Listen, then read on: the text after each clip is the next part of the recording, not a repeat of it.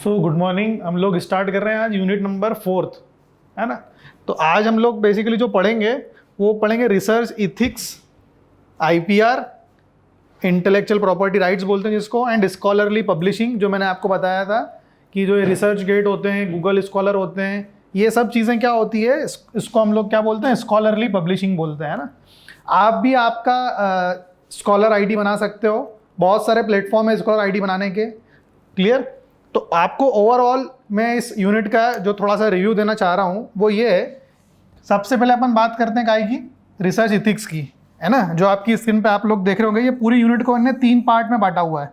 पहला research ethics है, दूसरा आपका आईपीआर है, और जो तीसरी चीज़ है उसको हम बोलते हैं स्कॉलरली पब्लिशिंग, जो मैं आपको ऑलरेडी कहीं ना कहीं फर्स्ट और सेकंड यूनिट में बता चुका था।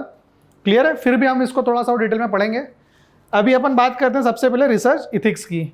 तो रिसर्च इथिक्स क्या होते हैं, जैसा कि आप लोग देखते हैं बहुत सारे अभी जो चीज़ें चल रही है ना, वो बहुत कहीं ना कहीं हमारे इंडिया में खास करके हम लोग बात करें तो प्रॉब्लमेटिक सिचुएशन ऐसी है कि हर कोई जो है बस पब्लिश कर देता है, कोई सा भी डाटा पब्लिश कर देता है ना। और उस पर पब्लिशिंग हो भी जाती है ना, पेड पब्लिशिंग भी हो जाती है। रिसर्च पता नहीं कैसी है, प्रॉपर उसका सोसाइटी में कुछ आउटपुट है या नहीं है, इनपुट है कि नहीं है, आपने प्रॉपर इनपुट नहीं दिया, कुछ भी उसका सोसाइटी पे आउटपुट नहीं आया, है ना। तो ऐसे करके हम लोग बहुत सारी चीज़ें समझें तो उतनी इफ़िशिएंट हम लोगों की रिसर्च जो है, थोड़ी सी हम लोगों की रिसर्च जो है थोड़ी प्रॉब्लमेटिक बनी हुई है अभी भी। अभी कुछ दिन पहले ही बहुत सारे जो आईआईटी मद्रास के फॉर्मर मतलब वीसी रह चुके हैं, उन्होंने उनका एक पोस्ट था कि हमारे इंडिया में बहुत सारी चीज़ें ऐसी हो रही है, सिर्फ पब्लिश करना है, सिर्फ पब्लिश करना है, बस कुछ भी हो जाए सिर्फ पब्लिश करना है, चाहे आईआईटीज़ हो चाहे एनआईटीज़ हो, है ना। तो उनसे कुछ भी फ्रूटफुल सोसाइटी को मिल नहीं पा रहा है। एक्चुअल में उनका ये पोस्ट था। तो अभी अपन बात करते हैं सबसे पहले रिसर्च इथिक्स क्या होता है। तो मैंने आपको जैसे बोला कि रिसर्च मतलब, जैसा मैंने बताया, रिसर्च मतलब क्या, सर्च फॉर नॉलेज, उसको हम लोग क्या बोलते हैं, रिसर्च बोलते हैं, बराबर है। अब यहाँ पर क्या बात हो रही है कि जब रिसर्च इथिक्स की हम लोग बात करें तो वो क्या क्या चीज़ें अपने आप में इन्वॉल्व करता है, उसके बारे में मैं आपको इस यूनिट में बताऊंगा।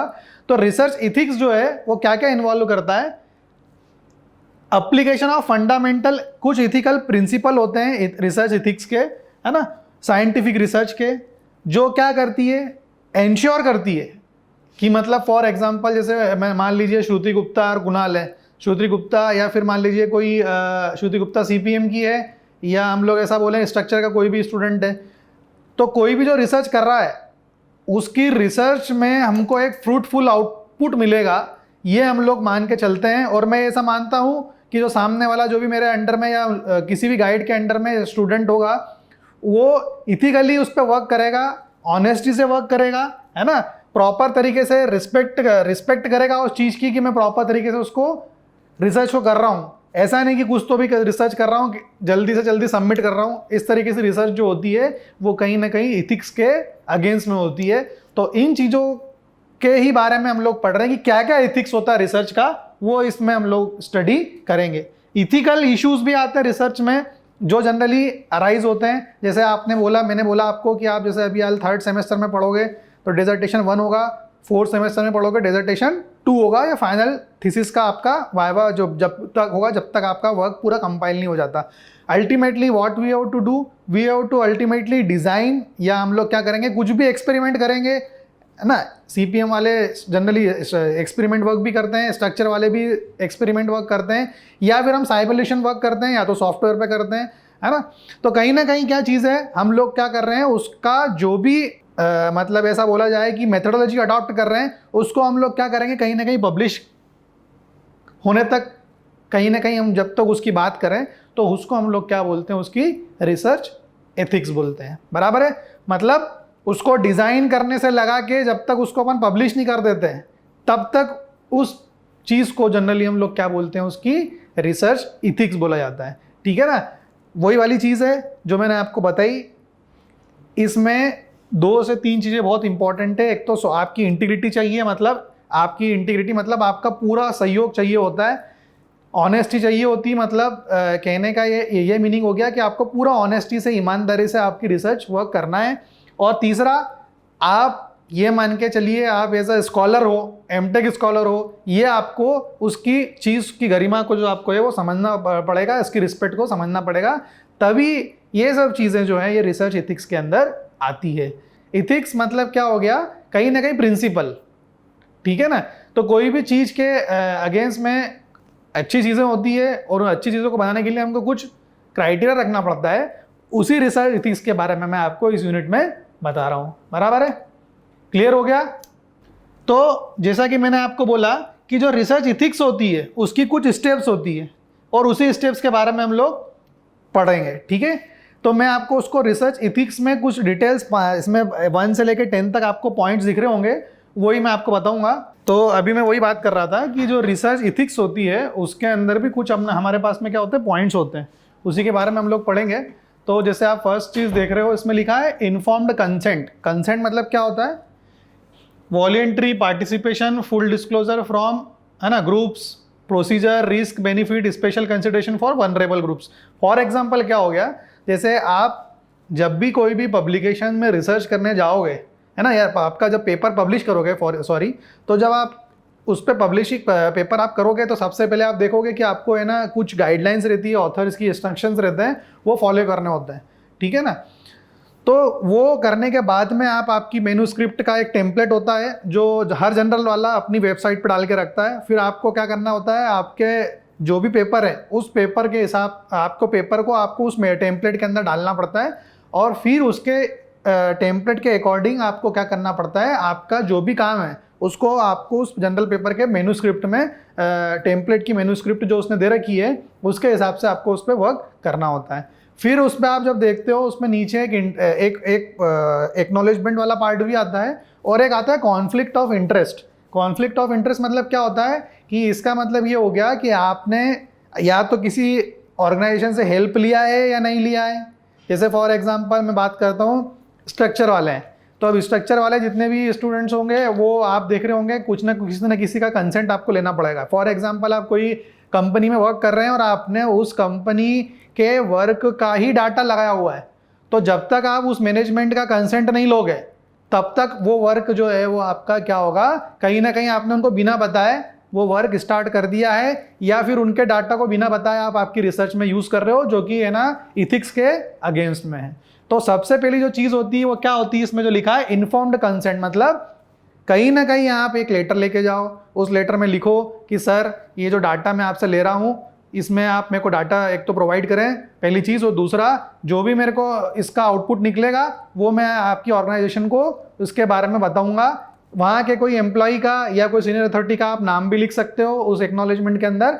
इस तरीके से आप उस लेटर का यूज़ करके सामने वाले को भी आप इन्फॉर्म कर रहे हो कि हम लोग इस चीज़ के बारे में वर्क कर रहे हैं, ये जो डाटा मैं आपसे ले रहा हूँ इसका मैं यूज़ करूँगा और कहीं ना कहीं आपको, सोसाइटी को या आपको इसका मैं आउटपुट ज़रूर कंसर्न करूँगा, ठीक है। तो ये चीज़ भी रहती है। तो सबसे पहला स्टेप यही है, इन्फॉर्म कंसेंट होना चाहिए। दूसरा क्या है, कॉन्फिडेंटली एंड प्राइवेसी। तो ये आप चीज़ ध्यान रखिए कि जब तक आपका डाटा, रिसर्च डाटा, है ना, protection of identities and sensitive data, minimization of re identification risk. For example क्या हो गया कि आपका जो डाटा पब्लिश नहीं हुआ, है ना, जब तक आपका डाटा पब्लिश नहीं हो जाता, फॉर एग्जाम्पल मान लो कि श्रुति ने क्या करा, पेपर पब्लिश कर दिया, किसी जर्नल में डाल दिया, लेकिन प्रॉब्लम ये हो गई कि उसने उस जर्नल में मतलब डाटा तो डाल दिया और उसने ये समझ लिया, पब्लिकेशन कर दिया उस पेपर का, और उसने ये समझ लिया कि मेरा पेपर पब्लिश हो जाएगा। लेकिन जब तक वो पेपर आपको स्क्रीन पे नहीं दिखेगा, जब तक आप कैसे मान रहे हो कि आपका पेपर पब्लिश हो गया। तो अल्टीमेटली मतलब चीज़ अपने को समझ में ये आ रही है कि हमको जब तक हमारे जो डाटा है या हमारा रिसर्च है उसकी कॉन्फिडेंशियली वर्क हम लोग तब तक, या प्राइवेसी हम लोगों को तब तक रखनी है जब तक वो स्क्रीन पे उसका DOI जनरेट नहीं हो जाता, है ना। DOI मतलब आपने जो उसका प्रेजेंटेशन, मतलब जो पब्लिकेशन कर दिया और वो आपको उस जर्नल की पब्लिकेशन साइट पे जब तक नहीं दिख जाता, जब तक आप उस पेपर की प्राइवेसी और कॉन्फिडेंशियलिटी बना के रखना पड़ेगी आपको। ये दो चीज़ आपको ध्यान रखना पड़ेगी। यही रिसर्च एथिक्स का सेकंड हम लोग कंसिडरेशन या की पॉइंट्स जनरली हम लोग लेते हैं, ठीक है। तो ये सब इसमें इश्यूज में बता रहा हूँ आपको, ये जो आप चीज़ें मैं बता रहा हूँ ये सब इशू आते हैं ना। अवॉइडेंस ऑफ हार्म मतलब क्या हो गया, जैसे मिनिमाइजेशन ऑफ फिजिकल, सोशल और इकोनॉमिकल हार्म। जो भी आपका रिसर्च कर रहे हो फॉर एग्जाम्पल उसको किसी भी चीज़ से, आपकी रिसर्च से हार्म नहीं होना चाहिए कोई भी चीज़ को। जैसे फॉर एग्जाम्पल मैं ऐसा बोल दूँ कि मैं रिसर्च जो भी पेपर लिख रहा हूँ उसमें ऐसा लिख दूँ कि हमारे इंडिया का तो कंस्ट्रक्शन ही बहुत ख़राब है, यहाँ तो बहुत पॉलिटिक्स चलती है, यहाँ तो बड़ा सोशलिज्म है, यहाँ हर कोई एनजीओ वाला आके अपनी जो है हमको मतलब एक तरीके से बोलते हैं नॉलेज दे के जाता है। तो इस तरीके से यदि मैं गलत चीज़ें भी लिखूँगा तो ये भी मेरे लिए कहीं ना कहीं क्या होगी, एक इशू बन जाएगा रिसर्च में, जो हमारे लिए क्या होगा, प्रॉब्लम, या ऐसा मैं बोल सकता हूँ हो सकता है, या प्रॉब्लम हम लोग फेस करते हैं। ठीक है ना। रिसर्च में यही हमारे रिसर्च के इथिक्स में क्या क्या इशू आते हैं, उसमें तीसरा मैंने आपको पॉइंट बताया। चौथा पॉइंट क्या मैं बताना चाह रहा हूँ आपको, deception in research. Deception in research का मतलब क्या हो गया कि कहीं ना कहीं आप जब देखोगे इसमें, justified use with debriefing afterwards, no longer long term harm और violation of trust. Deception in research का मतलब क्या हो गया कि आपको आपकी जो रिसर्च है ना, उस रिसर्च के अंदर हर चीज को जस्टिफाइड करना बहुत जरूरी है। ऐसा नहीं हो कि बस जो आप ही ने लिखा और आप ही को समझ में आ रहा है, ऐसा नहीं है। आप जो लिख रहे हो आपको उसको proper equation, number, table, figure सब चीज़ों में करना पड़ेगी, ताकि सामने वाला कोई थर्ड पर्सन भी पढ़ रहा हो एडिटर के अलावा, एडिटर को भी समझ में आना चाहिए, आपको भी समझ में आना चाहिए, और फाइनली जब वो पब्लिश हो जाएगा तब हर एक उस बंदे को समझ में आना चाहिए जो आपकी रिसर्च को वो देखेगा। ठीक है ना। तो इस तरीके से ये इशू कुछ आते हैं कि बहुत सारे पब्लिकेशन ऐसे रहते हैं कि जो इसमें किसी को कुछ समझ में ही नहीं आता है, सामने वाले ने बस पब्लिश कर दिया है ना, कुछ पैसे लेके उसको बस पब्लिश कर दिया, तो वो चीज़ें नहीं होना चाहिए। या ऐसा बोल सकता हूँ कि ये सब चीज़ें रिसर्च इथिक्स में, ये सब चीज़ें कुछ ना कुछ इशू हमेशा बना रहता है, और उन्हीं इशू के से रिलेटेड मैं आपको पॉइंट बता रहा हूँ। ठीक है। फिर मैंने वही बताया आपको, कॉन्फ्लिक्ट ऑफ इंटरेस्ट है ना, यही क्या है आपका, कॉन्फ्लिक्ट ऑफ इंटरेस्ट की बात कर रहा हूँ मैं। अब ये जो कॉन्फ्लिक्ट ऑफ इंटरेस्ट है, इसमें क्या होगा, प्रिवेंशन ऑफ फाइनेंशियल, प्रोफेशनल और पर्सनल है ना, personal biases, mandatory disclosure in academic और clinical setting. Conflict of interest मतलब वही मैंने आपको बताया कि आपको आपके जो भी रिसर्च की बॉडी के अंदर आपने जो जिन का भी आपने यूज़ किया है, फॉर एग्जांपल आपने आपकी रिसर्च में आपके IPS एकेडमी ने आपको सपोर्ट किया, ठीक है, RGPV ने सपोर्ट किया, ठीक है। थर्ड चीज़ आप मान लो कोई स्ट्रक्चर वाले जैसे कोई डाटा ले रहे हैं अर्थक्वेक का, उस कोई बॉडी का आपने सपोर्ट लिया, कोई भी प्रोफेशनल बॉडी, तो उन सब के बारे में आपको कॉन्फ्लिक्ट ऑफ इंटरेस्ट लिखना पड़ेगा। लेबर का आपने आपके डाटा में यूज़ किया हुआ है, तो लेबर के बारे में आपने जो भी चीज़ें लिखी है, जो भी यूज़ की है, तो आपको जो लेबर ह्यूमन राइट्स के जो कोड्स होते हैं उसका भी कॉन्फ्लिक्ट ऑफ इंटरेस्ट के अंदर उसको मेंशन करना पड़ेगा। तो बहुत सारी चीज़ें इसमें होती है ना। ये अब मैं आपको थ्योरेटिकल चीज़ बता रहा हूँ, ये जब आप आपकी रिसर्च पूरी कर लोगे उसके बाद जब आप उसको पब्लिश करने जाओगे तब ये सब चीज़ें आपको बहुत काम में आएगी। Data integrity and research misconduct, बहुत सारी चीज़ें ऐसी होती हैं, मैंने आपको बताया कि लोग मन से ही अपना डाटा बना लेते हैं, मन से ही सब कुछ कर लेते हैं, एक्नॉलेज भी कर देते हैं, लेकिन उसकी इंटीग्रिटी जो होती है, यदि आप उसको देखोगे तो डाटा जब अपन एक प्रॉपर रिसर्चर उसको जब सर्च करेगा या रिसर्च करेगा उसके अंदर, तो ये पाते हैं वहाँ पर कि भैया वहाँ पे जो डाटा जो दिया हुआ है या जो डाटा यूज़ किया हुआ है वो मन से ही बनाया हुआ था, कुछ तो भी बनाया हुआ था और उसके रिजल्ट्स भी बना दिए, सब कुछ हो गया। वही वाली बात मैंने बोला कि बहुत सारी चीज़ें जो हैं वो कहीं ना कहीं क्या है, अनऑथेंटिक, अनऑथराइज्ड चल रही है ना। तो ये सब चीज़ें क्या होती है रिसर्च इथिक्स के अंदर, ये एक बहुत बड़ा इशू आज की डेट में बन चुका है। ठीक है। इथिकल ट्रीटमेंट ऑफ एनिमल्स, मतलब जैसे मैंने क्या बोला, एनिमल्स की बात कर रहा हूँ मैं यहाँ पे कि use of 3R, approval institution है ना, और एकेडमिक कमिटी, एक कमिटी होती है, अपन इसके बारे में अपन पढ़ेंगे आगे, है ना। तो क्या होता है, जैसे हम लोग तो इंजीनियरिंग कर रहे हैं, ऐसे फार्मास्यूटिकल वाले फार्मा से रिलेटेड वर्क करते हैं, बायो वाले जो हैं वो बायो से रिलेटेड वर्क करते हैं, है ना। डॉक्टर्स की बात करें हम लोग तो वो उनका वर्क करते हैं। तो कहने का मतलब है उनकी भी कुछ रिसर्च होती है, वो भी कुछ ना कुछ चीज़ें ढूंढते रहते हैं, है ना, और नई नई चीज़ें फाइंड आउट करते रहते हैं। और आप ये देखते हो कहीं ना कहीं, जैसे फॉर एग्जाम्पल अभी पहले कैंसर का कोई ट्रीटमेंट नहीं था, अब ऐसे बहुत सारे कैंसर है जिनका ट्रीटमेंट हम लोगों के पास में अवेलेबल है। तो ये पता कैसे लगा? एक डॉक्टर ने तो कर दिया काम, उसने उसकी रिसर्च कर दी, लेकिन उसको पता कैसे लगा? उसको पता ऐसे लगा कि अलग अलग सेमिनार कंडक्ट होते हैं, अलग अलग वो सेमिनार उसने कंडक्ट किए, उसने उसका रिसर्च का पब्लिकेशन भी किया। जैसे हम लोगों के इंजीनियरिंग के पब्लिकेशंस होते हैं, ऐसे डॉक्टर्स के, फार्मास्यूटिकल्स इंडस्ट्रीज़ के, है ना, अलग अलग इंडस्ट्रीज़ के अलग अलग जर्नल्स के आप इश्यूज देख सकते हैं। जूलॉजी से लगा के, बॉटनी से लगा के, है ना, बायोलॉजी से लगा के, बहुत सारी चीज़ों के अलग अलग जर्नल्स के आर्टिकल्स जिसमें पब्लिश होते हैं और उनमें क्या क्या इश्यूज आते हैं, ये सब चीज़ें हम लोग इसमें जनरली पढ़ रहे हैं। ठीक है, फिर आप लास्ट जो चीज़ देखोगे इसमें लिखा है ऑथरशिप एंड क्रेडिट। ये भी बहुत ज़रूरी है मैंने वही वाली बात बोली, आपको क्रेडिट देना बहुत ज़रूरी है हर किसी को। विदाउट क्रेडिट आपने यदि वर्क किया तो कहीं ना कहीं आपके लिए एक बहुत बड़ा प्रॉब्लम बन जाएगी और सामने वाले ने आपके अगेंस्ट में कुछ इलीगल एक्शन ले लिया। जैसे फॉर एग्जांपल मान लो कि आपने जो रिसर्च पेपर को आपका बेस पेपर माना और आपने उसको आपके वर्क में, रिसर्च में कहीं ना कहीं तक सारी चीज़ें उसकी उठा ली, उसकी इक्वेशन, टेबल, फिगर, लेकिन आपने उसको क्रेडिट नहीं दिया और यदि उसने आपके अगेंस्ट में कार्रवाई कर दी तो ये आपके रिसर्च एथिक्स तो पूरे बिगड़ ही जाएंगे, आपके अगेंस्ट में लीगल एक्शन भी हो सकता है ना। तो ये एक बहुत बड़ी दिक्कत हो सकती है ना। ऐसा नहीं है कि हम एकेडमिक्स की लाइन में या रिसर्च की लाइन में, बिल्कुल आपके अगेंस्ट में कुछ ना कुछ कार्रवाई ज़रूर होगी। आपके पास में नोटिस भी आ जाएगा कि आपने उसका वर्क जो है वो यूज़ कर लिया, सामने वाले पब्लिशर ने पब्लिश भी कर दिया, लेकिन वो उसने आपसे कंसेंट मांगा और आपने उस कंसेंट में लिख दिया कि नहीं, मेरे को किसी भी चीज़ का, किसी भी से हेल्प नहीं लिए, किसी भी इंडस्ट्री के कोई भी फर्म से मैंने हेल्प नहीं लिए, लेकिन बाद में उस फर्म ने यदि आपके अगेंस्ट में कुछ एक्शन कर दिया तो फिर आपके अगेंस्ट में कार्रवाई बिल्कुल हो सकती है। तो ये सब चीज़ें हैं, कहीं ना कहीं ये इशू बन जाती है। क्लियर है? तो ये कुछ 8-10 पॉइंट इसमें आपको दिखेंगे, है ना। सोशल एंड कल्चरल सेंसिटिविटी, ये क्या चीज़ होती है, आपकी स्क्रीन पे नीचे लिखा होगा, है ना, कि सोशल एंड कल्चरल सेंसिटिविटी का मतलब क्या हो गया?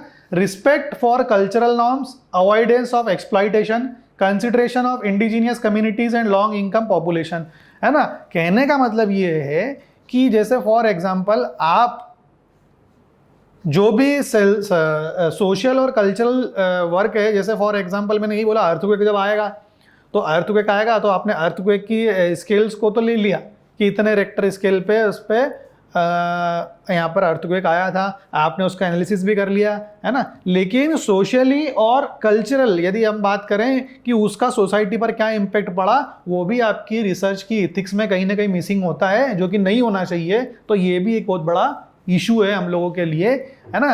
फिर 10th आप चीज़ देख रहे हो, उसमें इंस्टीट्यूशनल रिव्यू बोर्ड या एथिक्स कमिटी अप्रूवल।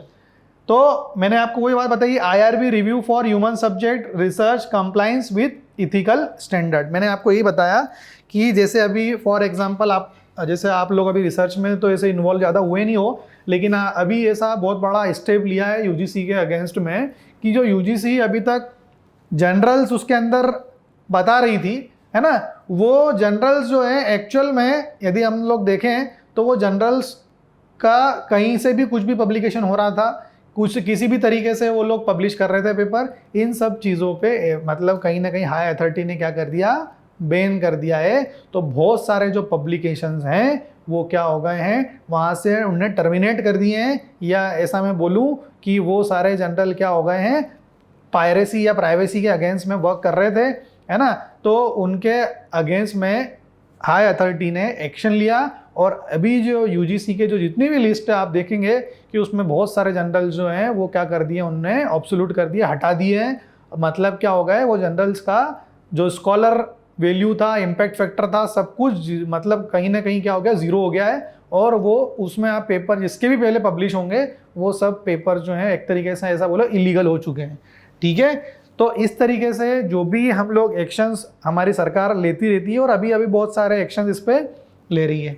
ठीक है, तो बोले सर अब हम लोगों का इसमें क्या फ़ायदा हुआ? अब मैं आपको सीधे बताता हूँ। ये मैं आपको कब बता रहा हूँ, जब आपने पूरी थीसिस कर ली, थीसिस करने के बाद में आपने डिज़ाइन पूरा कर लिया, अब आप पब्लिश करने की स्टेज पे पहुँच गए हो और आपका पब्लिकेशन होने के बाद में सोसाइटी, आप हर कोई बंदा आपके उस स्कॉलर को देखेगा, है ना, आपकी रिसर्च को देखेगा, चाहे वो, है ना, इंडिया में हो, चाहे वो एब्रॉड में हो, चाहे वो किसी दूसरी कंट्री में हो, सब लोग आपकी रिसर्च को देखेंगे।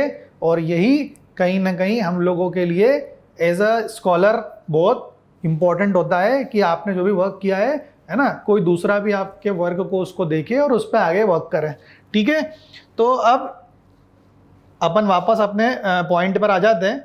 ठीक है, तो अब आप ये वाली स्लाइड देख रहे होंगे, इसमें कुछ कमिटियां बनी होती है, कुछ ह्यूमंस की होती है, कुछ एनिमल्स की भी होती है। अब ये क्या चीज़ होती है इसके बारे में अपन समझते हैं। तो research ethics committee are essentially body that review, approve and monitor research involving human participant, animals to ensure ethical compliance. Different type of committee exist depend on the research subject. जैसा आपका रिसर्च सब्जेक्ट, जैसे construction वाले हैं तो construction planning management का journal को search करेंगे, structure वाले हैं तो स्ट्रक्चरल हेल्थ मॉनिटरिंग से रिलेटेड कोई या स्ट्रक्चरल इंजीनियरिंग के बारे में जनरल सजेस्ट करेंगे। तो कहीं ना कहीं हर एक जनरल सी एक रिसर्च बॉडी होती है, एक रिसर्च कमेटी होती है ना। और इन कमेटी की भी एक हिरार्की होती है, जिसके ऊपर भी जैसे हम लोग बात करते हैं क्या, जैसे अपने इंजीनियरिंग कॉलेज है, इंजीनियरिंग कॉलेज में हम लोग देखते हैं कि इंजीनियरिंग कॉलेज जो है वो AICTE के अंडर में है, पहली चीज़। दूसरा, फिर हम AICTE के अंदर भी हम लोग देखते हैं डायरेक्टर ऑफ टेक्निकल एजुकेशन, है ना। तो कहीं ना कहीं क्या है, सब चीज़ें इस अंदर एक हिरार्की के अंदर बनी हुई है। सेम एज इट इज़ यदि हम लोग बात करें कि आप कोई भी जनरल पेपर चाहे पेड हो या अनपेड हो, उसको देखने वाला भी कोई ना कोई बैठा हुआ है। ठीक है ना, और उस जनरल कमेटी के अंदर भी उसके जनरल की कुछ कमेटी बनानी पड़ती है जो ऑथेंटिक होती है। वो उस पैरामीटर के अंदर आपका जनरल पेपर जो है, कहीं ना कहीं आपकी जो रिसर्च है वो क्या होती है, उसकी मार्किंग होती है। तो वही चीज़ हम लोग इसमें कंपेयर कर रहे हैं। आपकी जो भी रिसर्च होगी, उस रिसर्च को जज करने के लिए एक कमेटी होगी। अब वो जो कमेटी है उसमें वो कमेटी आपकी रिसर्च पढ़ने के बाद में ये देखेगी कि आपकी रिसर्च में ह्यूमन इन्वॉल्वमेंट है, एनिमल का कोई इन्वॉल्वमेंट है ना। फॉर एग्जांपल मान लो आप यदि कोई डॉक्टर है, वो मान लीजिए कोई अलग अलग टाइप की रिसर्च होती है ना, तो वो उस पर रिसर्च करते हैं, एनिमल्स पे भी रिसर्च करते हैं। तो इनकी भी एक कमेटी होती है, और उसी का मैंने यहाँ पर एक कंपैरिजन दिया हुआ है कि ह्यूमन पार्टिसिपेंट्स होगा हमारे लिए, वैसे ह्यूमन पार्टिसिपेंट या हमारे लिए human research ethics committee important है। लेकिन उसका फिर भी मैंने आपको एक थोड़ा सा डिटेल में कंपैरिजन बताया एनिमल एथिक्स कमेटी के साथ में। तो प्राइमरी फोकस क्या है कि आपने यदि किसी ह्यूमन का इन्वॉल्वमेंट, जैसे हम लोग CPM की बात कर रहे हैं कि हमारे कोई कंस्ट्रक्शन साइट है, बराबर है। अब उस कंस्ट्रक्शन साइट पे जैसे आजकल सेफ्टी बड़ी इंपॉर्टेंट हो गई है ना।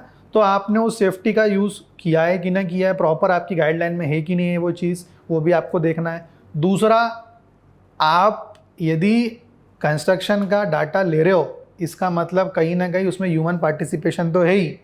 क्यों? क्योंकि लेबर का भी आपने उसमें यदि स्टडी किया रिसर्च में, जैसे आपने लेबर का भी आपकी स्टडी में रिसर्च में यूज़ किया है ना, कॉस्ट का, टाइम का, ह्यूमन मतलब लेबर का, है ना, मैन पावर का। तो मैन पावर, कॉस्ट और टाइम, ये तीनों चीज़ें CPM वालों को तो कंसिडर करनी पड़ती है। स्ट्रक्चर की मैं यदि बात करूँ तो उनका थोड़ा सा साइमुलेटिव वर्क होता है ना, स्टडी बेस्ड वर्क होता है, उसमें ह्यूमन का इन्वॉल्वमेंट इतना ज़्यादा नहीं होता है। लेकिन यदि डिज़ास्टर की बात करूँ, मैं डिज़ास्टर मैनेजमेंट की बात करूँ, मतलब उससे डिज़ास्टर कितना हुआ, लाइफ्स कितनी लॉस हुई, ये सब चीज़ें यदि आपने उसकी आपकी रिसर्च में है तो डेफिनेटली आपको ये सब चीज़ों का ह्यूमन पार्टिसिपेंट का ध्यान रखना पड़ेगा। ठीक है, प्राइमरी फोकस क्या है, protection of human participants right and safety, और इधर क्या है, ट्रीटमेंट ऑफ एनिमल्स। वही जो मैंने आपको बताया कि यदि एनिमल्स की रिसर्च होगी तो उनका ट्रीटमेंट से रिलेटेड होगा, तो वहाँ पे आपको कमेटी जो है वो इन चीज़ों पे ध्यान रखेगी। और यहाँ की जो कमेटी है वो क्या करेगी, ह्यूमन पार्टिसिपेशन राइट्स, मतलब कहीं ना कहीं आप देखते हो लेबर लॉ एक्ट लग जाएगा यहाँ पे कि यस आपने आपके डाटा में मान लीजिए मेन पावर का यूज़ किया है, और आप क्या कर रहे हो, आपके प्रोजेक्ट को ख़त्म करने के लिए फटाफट काम करवाओगे, तो आप एक ही लेबर से 8 घंटे से ज़्यादा काम नहीं करवा सकते हो। ठीक है ना, आप यदि 8 घंटे से ज़्यादा काम करवाओगे तो आपके अगेंस्ट में कार्रवाई हो जाएगी। यदि आपने आपकी रिसर्च में ये बताया हुआ है कि एक लेबर से मैंने 15 घंटे काम किया हुआ है, तो फिर आपके लिए प्रॉब्लम क्रिएट हो सकती है। ठीक है ना, आपको शिफ्ट वाइज लेबर बतानी पड़ेगी कि डे की अलग है, नाइट की अलग है। ठीक है ना, ये चीज़ हम लोगों के साथ भी होती है। यदि फॉर एग्जाम्पल यदि मैं यहाँ पे पढ़ा रहा हूँ और आपकी क्लास जो है मैं 6 बजे के बाद या 10 बजे के बाद भी ले रहा हूँ, तो ये हमारे लिए भी एक प्रॉब्लम हो जाएगी, इंस्टीट्यूट के लिए प्रॉब्लम हो सकती है। ठीक है ना, तो कहने का मतलब ये है कि ये प्राइमरी फोकस है। की गाइडलाइन क्या है, जैसे अभी यहाँ पर तो कोई बाहर का लिखा हुआ है मैंने, है ना, लेकिन हमारे इंडिया के हिसाब से यदि हम देखें तो उसकी की गाइडलाइंस कुछ अलग होती है। एनिमल वेलफेयर एक्ट होता है, ऐसे हमारे इंडिया में भी लेबर लॉ एक्ट होता है, ठीक है। अप्रूवल क्या रिक्वायर्ड है ना, तो अप्रूवल रिक्वायर्ड में ह्यूमन सब्जेक्ट रिसर्च ही होना चाहिए। मतलब for example human subject research, it means for example क्या, वो आपकी जो रिसर्च है उसका कहीं ना कहीं जो आउटपुट है वो सोसाइटी के लिए होना चाहिए। और यहाँ पर भी वही चीज़ है, आपको क्या है, एनिमल्स के बारे में स्टडीज प्रायर होना चाहिए, ठीक है। कॉमन मेंबर्स क्या है इसमें, आप देख रहे हो साइंटिस्ट जो इस कमेटी के अंदर होते हैं, लीगल एक्सपर्ट्स होते हैं, कुछ लेयर पर्सन्स होते हैं, इसमें साइंटिस्ट होते हैं, पब्लिक वेटरनिशियंस होते हैं, है ना। मॉनिटरिंग क्या होती है, वही मैंने बोला आपको, डाटा का प्रोटेक्शन, ऑन गोइंग कंसेंट, है ना, फैसिलिटी इंस्पेक्शन और पेन मिनिमाइजेशन, ठीक है।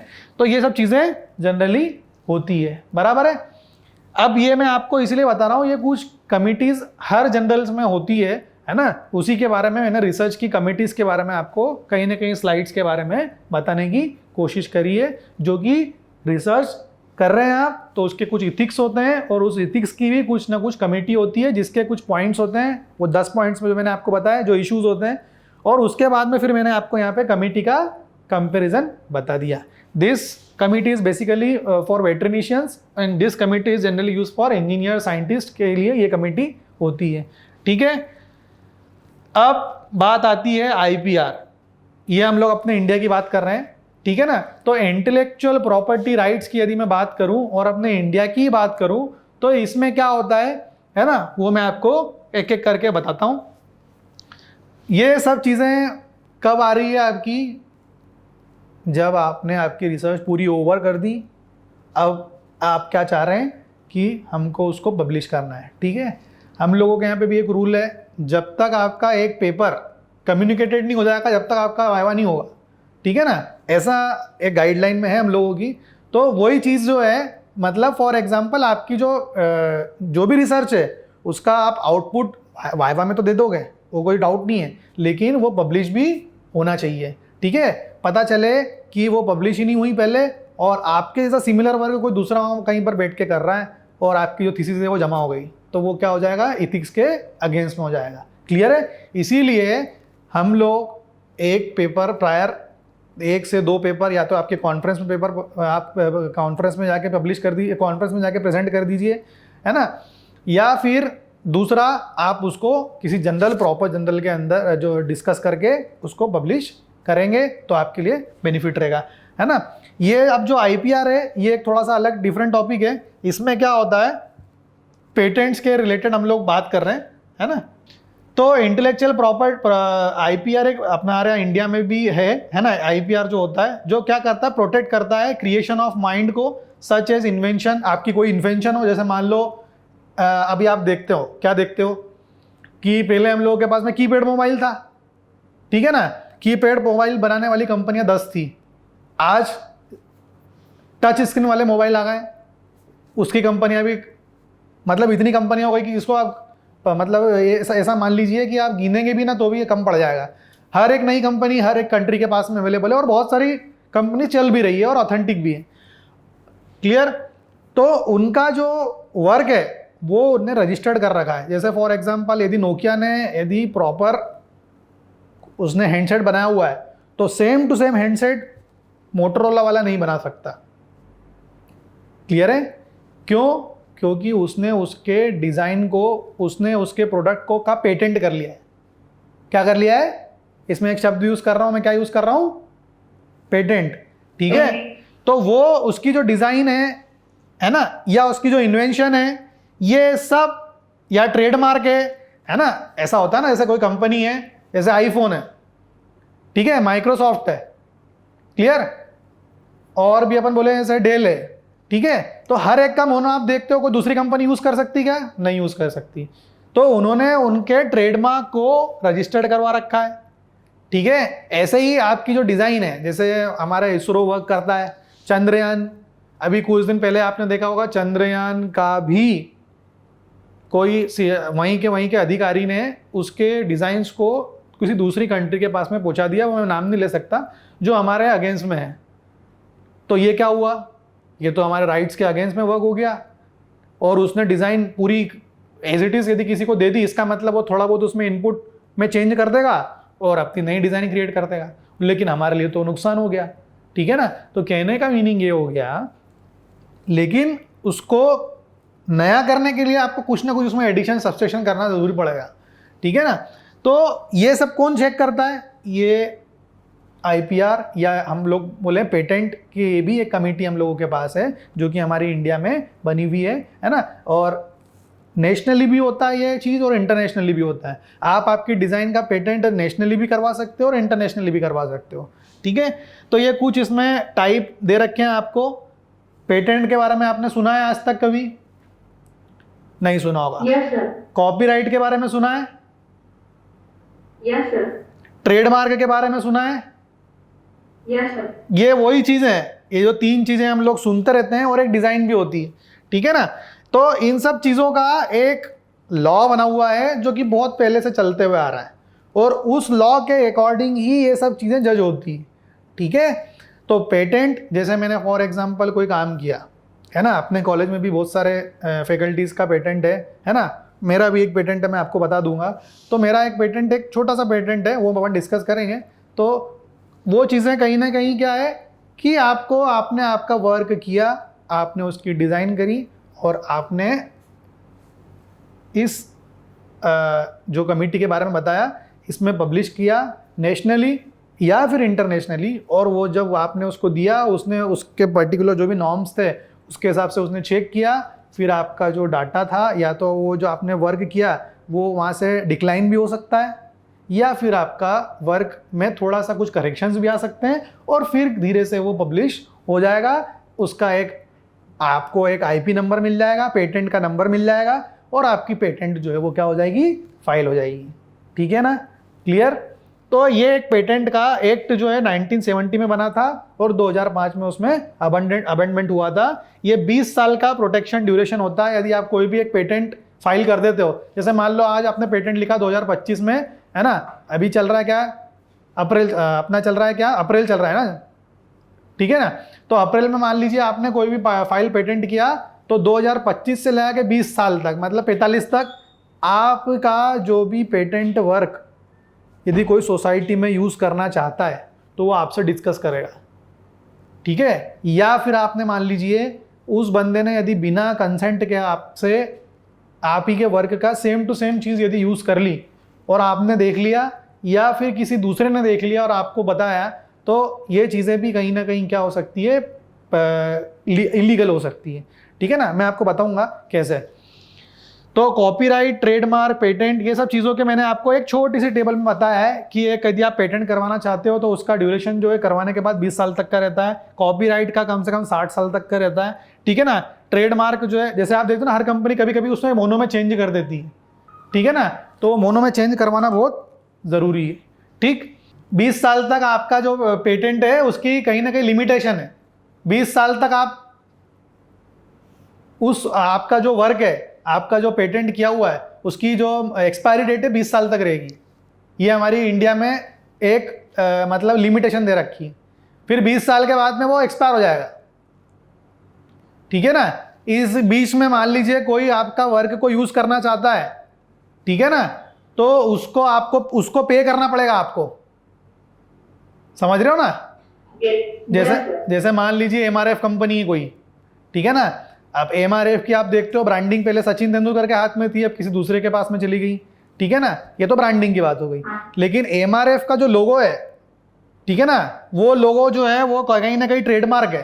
क्या है? एक ट्रेडमार्क है। अब कोई दूसरा सेम कंपनी का, मान लो कोई MRF की कंपनी है ना, MRF का मीनिंग कुछ अलग करके उसने नाम ले लिया, मान लीजिए किसी नाम पे रख दिया, ठीक है ना। जैसे मान लो उसने लिख दिया महेश R, है ना, और F से किसी का सरनेम मान लिया अपन ने, ठीक है ना। तो MRF उसने रख दिया, नहीं रख सकता वो। क्यों नहीं रख सकता? भले उसने उसका नाम है, ठीक है ना, तो वो ट्रेडमार्क ऑलरेडी साइंड है। या तो उसको उसका लोगो चेंज करना पड़ेगा, है ना। मतलब कंपनी का भी एक ट्रेडमार्क होता है, वो भी एक लॉ के अगेंस्ट में है। तो ये आप कोई सा भी मोनो बना के आप लगा नहीं सकते हो, ये सब अगेंस्ट हो जाता है ट्रेडमार्क के।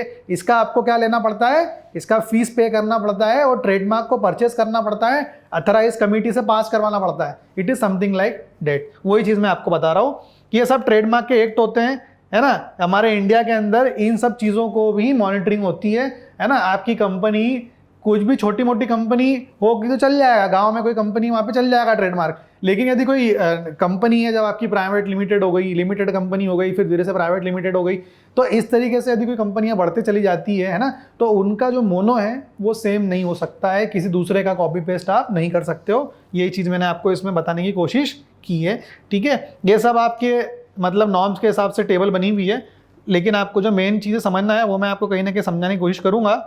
तो जैसा कि मैंने बताया आपको क्या कि जो हमारे पास में ट्रेडमार्क्स होते हैं या हमारे पास में जो भी कॉपीराइट्स होती है ना, ये क्या क्या चीज़ें होती है वो हम लोग डिस्कस करते हैं। एक सेकंड, इसमें लिखा है, आपने देखा होगा पेटेंट लॉ, क्या क्या लॉ है इंडिया के अंदर, वो मैं आपको अब बता रहा हूँ। आपको थोड़ा थोड़ा समझ में आ गया होगा पेटेंट का मतलब क्या होता है और कॉपीराइट का मतलब क्या होता है ना, और ट्रेडमार्क का मतलब क्या होता है।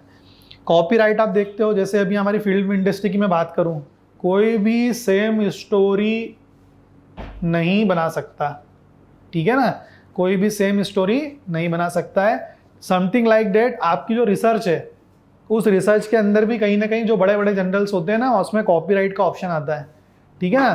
तो कोई भी चीज़ जो है ये 3 पैरामीटर के अंदर जज होती है। या तो पेटेंट होगा, मतलब आपकी जो डिज़ाइन है उसका आपने पेटेंट, आपने ये मान लिया कि जो मैंने फॉर एग्जांपल मान लीजिए मोबाइल है, अब ये मोबाइल जो है एमआई कंपनी का है, इस एमआई कंपनी के जो भी इसके कंसेंट्स हैं, मतलब जो भी कंपोनेंट्स हैं, वो कंपोनेंट किसी दूसरी कंपनी के नहीं होना चाहिए। तो इसको, इस कंपनी को क्या करना पड़ेगा, इसकी जो डिज़ाइन है उसको पेटेंट करवाना पड़ेगा, ठीक है ना। मतलब इसके जो भी डिज़ाइन है ये पेटेंट है, ठीक है ना। Patent it means for example क्या हो गया, इसके डिज़ाइंस को कोई भी नहीं ले सकता है, ठीक है, और लेगा तो उसको कंसेंट देना पड़ेगा, और कंसेंट देने के बाद भी उसको कुछ पे ऑफ करना पड़ेगा, किसको, जो इस पेटेंट का ओनर होगा, बराबर है।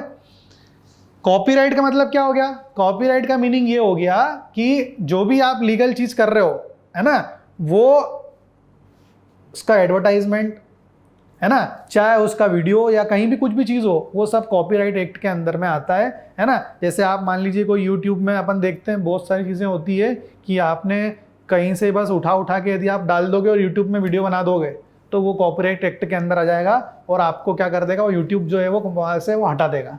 क्यों, क्योंकि आपने क्या करा, कॉपी पेस्ट कर लिया किसी दूसरी जगह से, ठीक है। तो ये चीज़ें कहीं ना कहीं आपको प्रॉब्लम कर सकती है, आपका अकाउंट बन जाएगा, ठीक। ट्रेडमार्क क्या हो गया, वही मैंने बताया। तो पहली वाली चीज़ डिज़ाइन से रिलेटेड, दूसरी वाली चीज़ कॉपीराइट से क्या मतलब रिलेटेड है, तीसरी वाली चीज़ ट्रेडमार्क से रिलेटेड है, ठीक है ना। तो ये सब चीज़ें आपको और अभी क्लियर होगी, धीरे धीरे मैं आगे जैसे बढ़ूंगा। तो पहले अपन बात करते हैं पेटेंट लॉ की। ये किसने बनाया, हमारी गवर्नमेंट ने बनाया 1970 में, और इसमें 2005 में क्या किया, एक अमेंडमेंट किया, ठीक है।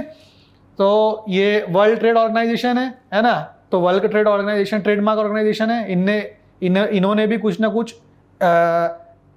अपने नॉर्म्स चेंज करे थे, तो उसी नॉर्म्स को 2005 में हमारी इंडियन गवर्नमेंट ने क्या करा, उसके अकॉर्डिंग चेंज किया।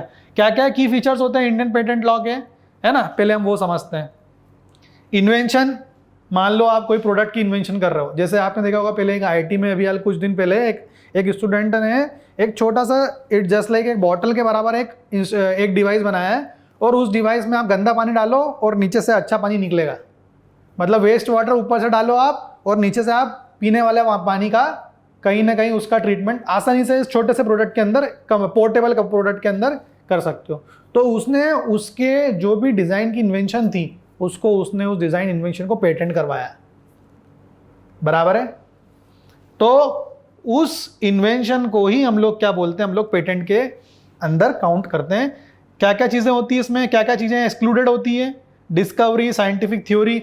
ऐसा नहीं कि आप कोई सा भी मान लो मैथमेटिक्स का आइंस्टीन का फॉर्मूला उठा के लिया है, लाप्लास का फॉर्मूला उठा के लिया है और बोला कि नहीं अब ये मेरी रिसर्च है, उसके अंदर ही थोड़ा सा छेड़ दिया आपने, या फिर आपने थोड़ा सा उसमें क्या करा, मॉडिफिकेशन कर दिया और बोल दिया ये मेरी डिज़ाइन है। नहीं, ऐसा नहीं होता है, ठीक है ना। तो ये सब चीज़ें एक्सक्लूडेड होती है। प्लांट्स, एनिमल्स, इन सब चीज़ों पे कुछ भी पेटेंट नहीं होता है। सर्जिकल थेरेपी, डायग्नोस्टिक मेथड्स पे भी कोई मतलब पेटेंट नहीं होता है। कंप्यूटर प्रोग्राम है ना, इस पे भी कोई पेटेंट नहीं होता। हार्डवेयर का जो है उसमें अपन उसको सॉफ्टवेयर का जनरली हम लोग नहीं कंसिडर कर सकते। सॉफ्टवेयर में तो हमेशा कुछ ना कुछ अमेंडमेंट होता रहता है। तो ये सब चीज़ें क्या होती है, डिज़ाइंस के अंदर आ सकती है ना, लेकिन ये सब चीज़ें क्या होती है, एक्सक्लूडेड हम लोग इसमें से नहीं लेते हैं। ठीक है ना। तो पहला की फीचर क्या है, पेटेंटेबल सब्जेक्ट मैटर। आपका जो सब्जेक्ट क्या है पेटेंट के अंदर, वो बहुत इंपॉर्टेंट होता है। ये पहला पॉइंट है। दूसरा पॉइंट क्या है, कितने टाइप के पेटेंट होते हैं। एक होता है ऑर्डिनरी पेटेंट, जिसकी मैंने बात करी, लाइफ होती है 20 साल। एक होता है patent of addition for improvement to existing patent. मान लीजिए मैंने आज पेटेंट बनाया और कुणाल जो है वो क्या करना चाहता है, मेरे ही पेटेंट को यूज़ करके नया कुछ करना चाहता है, तो वो क्या करवाएगा, पेटेंट ऑफ एडिशन करवाएगा। क्यों? क्योंकि पहले तो पेटेंट था, उसी में कुछ एडिशन या इंप्रूवमेंट किया उसने एग्जिस्टिंग में। एग्जिस्टिंग मतलब मेरा, और नया वाला मतलब इंप्रूवमेंट किया उसने, तो पेटेंट ऑफ एडिशन हो गया वो।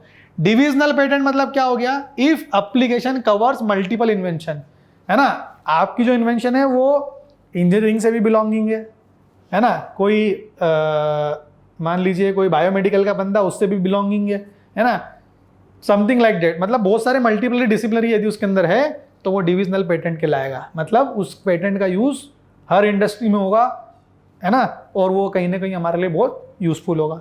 तो ये सब फाइलिंग की या टाइप्स की मैं बात कर रहा हूँ। फिर आता है तीसरा point, filing and examination process.